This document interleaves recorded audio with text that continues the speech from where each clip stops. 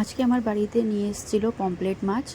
তো সবাই জানে পমফ্রেট মাছ সবারই খুবই ভাল লাগে, আর আমার বাড়িতে তো আমার মেয়ের খুবই পছন্দ। তো চলুন আজকে বানিয়ে নিই পমফ্রেট মাছ। আমি যে আজকে পমফ্রেট মাছটা বানাবো ওটা খুবই ইজি ওয়েতে টমেটো আর একটু কাঁচা লঙ্কা আর একটু রসুন দিয়ে এটা বানাবো আমি। তো চলুন বানাই। আমি হলুদ নুন দিয়ে ভালো করে পমফ্রেট মাছটাকে মাখিয়ে নিয়েছি। এখন এক এক করে আরামে এটাকে আমি ভাজবো।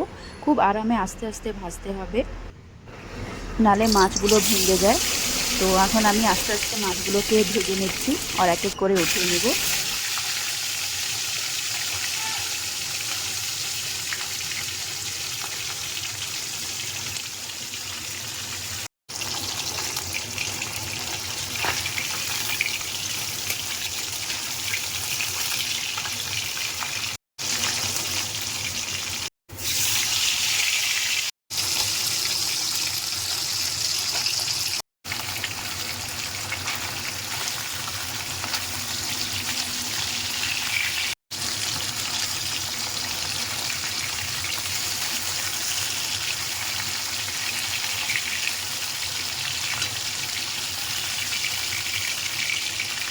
আমি আরামে সব মাছগুলোকে এক এক করে ভেজে নিয়েছি। টাইম লেগেছে, কিন্তু দেখুন খুব সুন্দরভাবে এটা ভাজা হয়ে গেছে। এখন আমি 3টে টমেটো, একটু কাঁচা লঙ্কা আর 4-5টা রসুন নিয়ে নিয়েছি। আর এখন এটাকে আমি ভালো করে পেস্ট করে নিব। কড়াই বসিয়ে দিয়েছি, ওটার মধ্যে আমি কালো জিরে ফোড়ন দিয়ে দিয়েছি। আর এখন আমি পেস্ট করা মশলাটা এখন এটার মধ্যে ঢেলে দিব।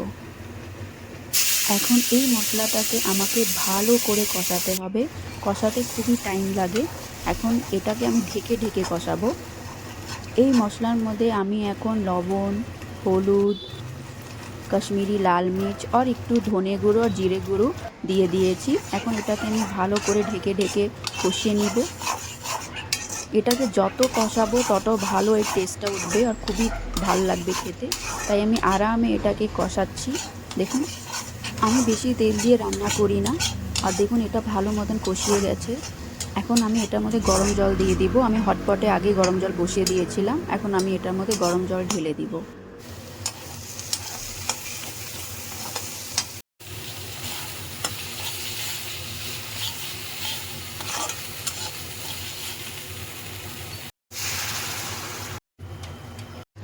এখন এটাকে আমি ঢেকে দিয়ে আরামে কিছুক্ষণ ফোটাবো।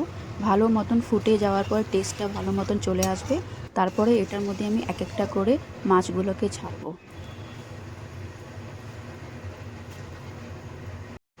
মাছটা নামানোর আগে আমি কুচি কুচি করে ধনেপাতা কেটে রেখেছিলাম, ওটা দিয়ে দিয়েছি। দেখতে ভাল লাগে ঝোলের মধ্যে ধনেপাতা দেখলে।